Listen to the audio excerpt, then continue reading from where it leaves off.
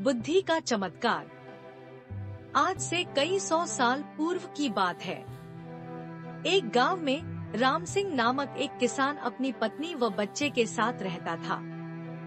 राम सिंह अनपढ़ व गरीब था, मगर अपने बेटे सुंदर को वह पढ़ा लिखा कर किसी योग्य बनाना चाहता था, ताकि उसका बेटा भी उसकी भांति उम्र भर मेहनत मजदूरी न करता रहे।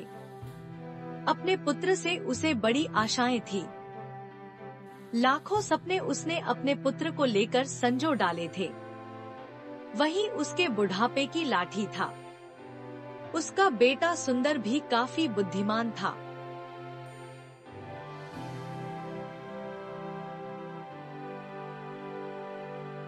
वह गांव के पंडित कस्तूरीलाल के पास जाकर शिक्षा ग्रहण कर रहा था।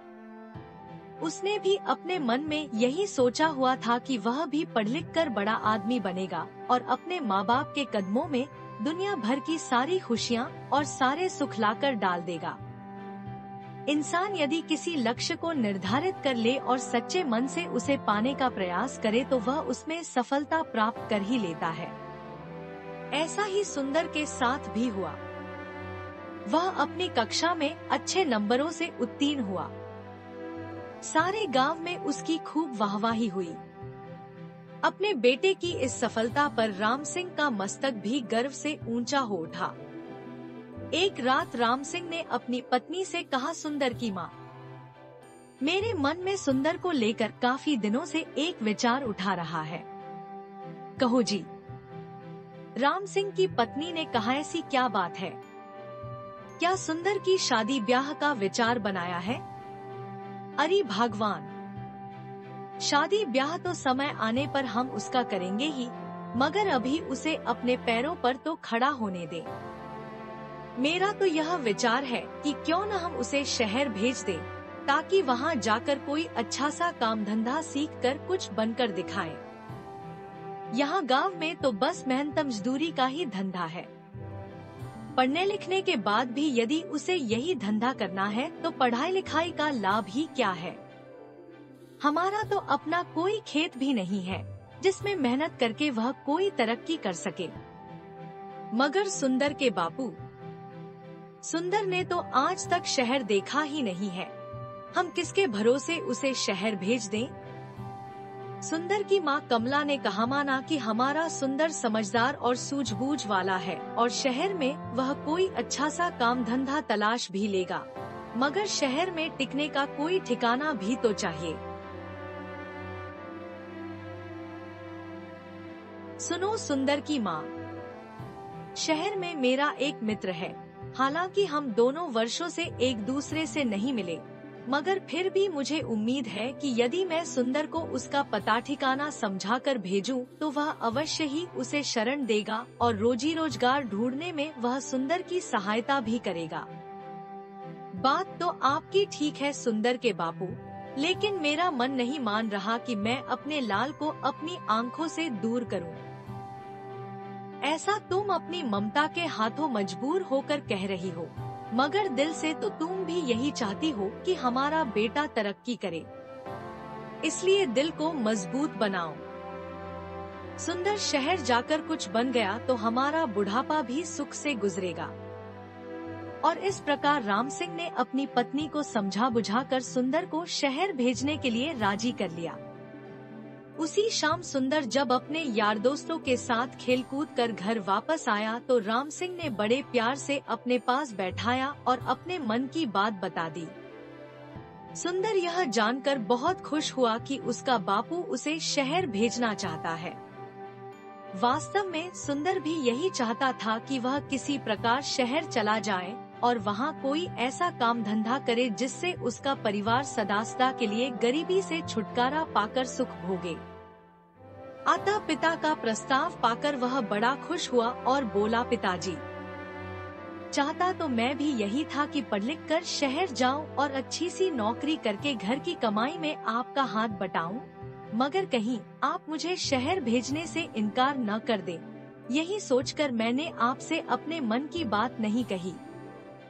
मगर अब जब आप स्वयं ही मुझे शहर भेजने के इच्छुक हैं, तो इससे अधिक खुशी की बात मेरे लिए भला और क्या हो सकती है।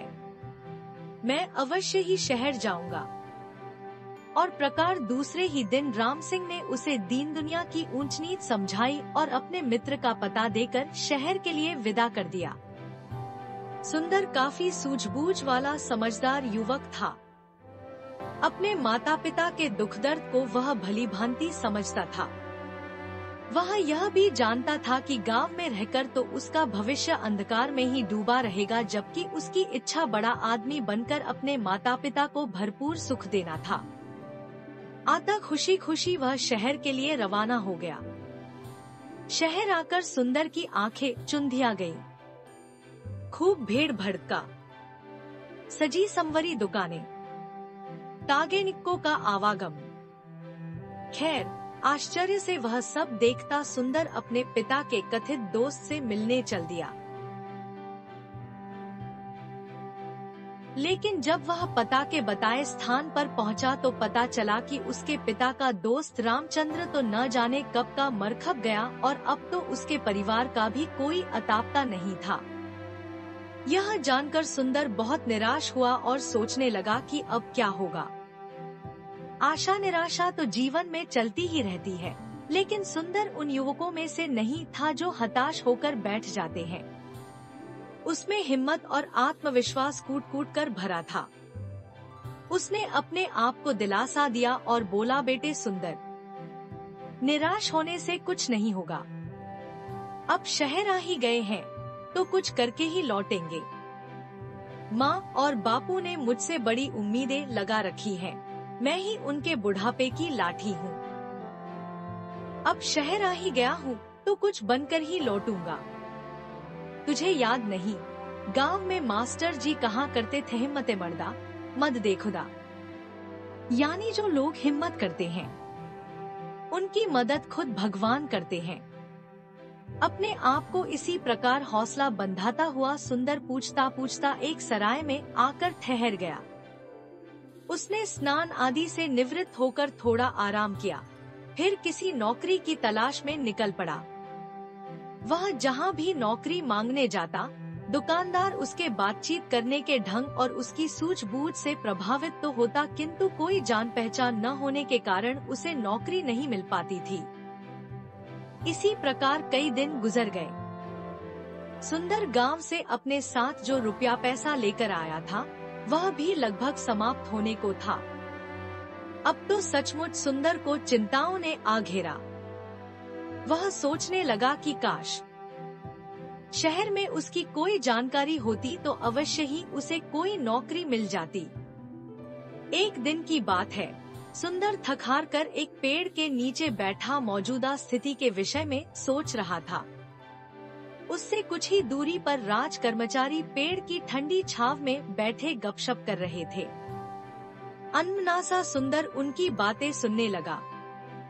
एक दूसरे से कह रहा था, कुछ भी कह भाई रामवीर, तू है बड़ा नसीब वाला।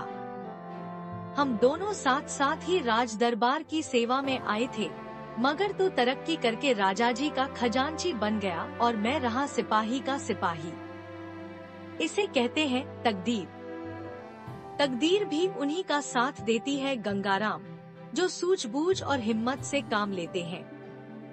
मैंने अपनी सूझबूझ से कुछ ऐसे काम किए कि महाराज का विश्वास पात्र बन गया और उन्होंने मेरी ईमानदारी देखकर मुझे खजांची बना दिया। नन भाई, तू जरूर किसी साधु या फकीर से कोई मंतर वंतर पढ़वा कर लाया होगा जो इतनी जल्दी इतनी तरक्की कर ली, वरना मैं क्यों न किसी ऊंचे पद पर पहुंच गया। भैया, तू मुझे भी अपनी कामयाबी का राज बता। तेरे जैसे लोग इसी चक्कर में रहते हैं कि पकी पकाई मिल जाए और खा लें। अरे भाई मेरे, अगर इंसान में हिम्मत, हौसला, ईमानदारी, साहस और सूझबूझ हो तो वह पहाड़ को खोदकर नदी बहा दे। देख, तू वह मरा हुआ चूहा देख रहा है ना? रामवीर ने सड़क के किनारे पड़े एक मरे हुए चूहे की ओर इशारा किया। हाँ, देख रहा हूँ। आने जाने वाले लोग भी उसे देख रहे हैं और घृणा से थूककर दूसरी ओर मुंह फेरकर निकल रहे हैं। रामवीर भाई, मैं तुझसे तेरी कामयाबी का रहस्य पूछ रहा था और तू मुझे मरा हुआ चूहा दिखा रहा है। ये क्या बात हुई? गंगाराम, मैं तुझे कामयाबी की बाबत ही बता रहा हूँ। सुन, लोग उस मरे हुए चूहे पर थूक कर जा रहे हैं, मगर कोई सूझबूझ वाला इंसान इस मरे हुए चूहे से भी 4 पैसे कमा लेगा। भैया मेरे, अक्ल का इस्तेमाल करने से ही इंसान कामयाबी हासिल करता है, जंतर मंतर से कुछ नहीं होता। मैं समझ गया भाई रामवीर। निराश सा होकर गंगाराम बोला, तू मुझे अपनी कामयाबी का राज बताना ही नहीं चाहता। खैर, कभी तो मेरे भी दिन बदलेंगे। अब चलते हैं। इस प्रकार वे दोनों राज कर्मचारी उठकर चले गए। वे तो चले गए, मगर खजांची रामवीर की चूहे वाली बात ने सुंदर के दिमाग में खलबली सी मचा दी। उसके दिमाग में रामवीर की कही बात बार बार गूंज रही थी। लोग उस मरे हुए चूहे पर थूक थूक कर जा रहे हैं, मगर कोई सूझबूझ वाला इंसान इस मरे हुए चूहे से भी 4 पैसे कमा लेगा। 4 पैसा कमा लेगा, 4 पैसे कमा लेगा। सुंदर सोचने लगा, खजांची की बात में दम है। जिस देश में मिट्टी भी बिकती हो, वहाँ कोई चीज बेचना मुश्किल नहीं, मगर इस मरे हुए चूहे को खरीदेगा कौन? कैसे कमाएगा कोई इससे 4 पैसे? चूहे को घूरते हुए सुंदर यही सोच रहा था, लेकिन उसकी समझ में नहीं आ रहा था। तभी सड़क पर उसे एक तांगा आता दिखाई दिया। तांगे में एक सेठ बैठा था जिसने एक बिल्ली को अपनी गोद में दबोचा हुआ था। बिल्ली बार बार उसकी पकड़ से छूटने की कोशिश कर रही थी। अभी घोड़ा गाड़ी सुंदर के आगे से गुजरी ही थी कि बिल्ली सेठ की गोद से कूदी और सड़के के किनारे की झाड़ियों में जा घुसी। अरे अरे तांगे वाले, तांगा रोको, मेरी बिल्ली कूद गई, सेठ चिल्लाया। तांगा रुका और सेठ उतरकर तेजी से झाड़ियों की तरफ लपका। अरे भाई तांगे वाले, देखो, मेरी बिल्ली उन झाड़ियों में जा घुसी है, उसे पकड़ने में मेरी मदद करो। सेठ झाड़ियों के पास जाकर बिल्ली को बुलाने लगा। आ पूसी, पूसी आओ। इसी बीच तांगे वाला और सुंदर सहित कुछ अन्य लोग भी वहां जमा हो गए थे। अरे भाई, मैं किसी खास प्रयोजन से इस बिल्ली को खरीद कर लाया हूँ, कोई इसे बाहर निकालने में सहायता करो। सेठ बेताब होकर एकत्रित हो गए लोगों से गुहार कर रहा था, जबकि झाड़ियों में घुसी बिल्ली पंजे झाड़ झाड़ कर गुर्रा रही थी। देख नहीं रहे हो सेठ जी कि बिल्ली किस प्रकार गुर्रा रही है? एक व्यक्ति बोला, हाथ आगे बढ़ाते ही झपट पड़ेगी। यह सब देखकर सुंदर के मस्तिष्क में राजा के खजांची की बात गूंज गई। कोई सूझबूझ वाला इंसान इस मरे हुए चूहे से भी 4 पैसे कमा लेगा। सुंदर के मस्तिष्क में धमाका सा हुआ और तुरंत उसके मस्तिष्क में एक युक्ति आ गई। वह सेठ से बोला, सेठ जी, अगर मैं आपकी बिल्ली को काबू करके दूं तो आप मुझे क्या देंगे? आए।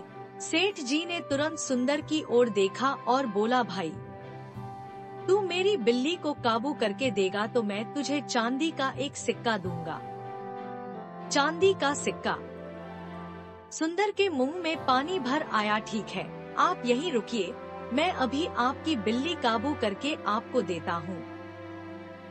कहकर सुंदर दौड़ा दौड़ा उसी दिशा में गया जिधर मरा हुआ चूहा पड़ा था।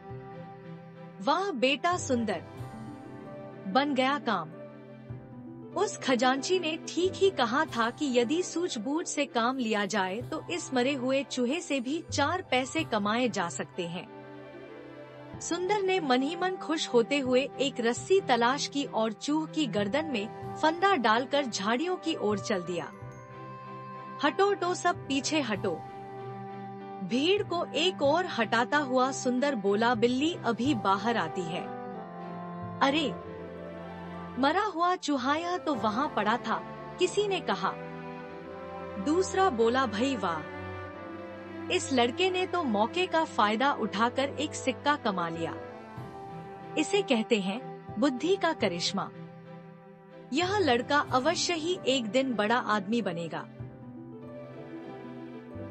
लोग तरह तरह की बातें बनाने लगे। सुंदर झाड़ियों के करीब बैठ गया और रस्सी से बंधे चूहे को बिल्ली के सामने लहराने लगा। मोटे चूहे को देखकर बिल्ली के मुंह में पानी भर आया। एक नजर उसने मैत्री भाव से सुंदर की ओर देखा, फिर दुम हिलाती हुई धीरे धीरे सुंदर के करीब आने लगी। सभी लोग उत्सुकता से यह तमाशा देख रहे थे। और फिर कुछ ही पलों बाद चूहे के लालच में जैसे ही बिल्ली बाहर आई, सुंदर ने उसकी पीठ पर प्यार से हाथ फेरा और उसे गोद में उठा लिया।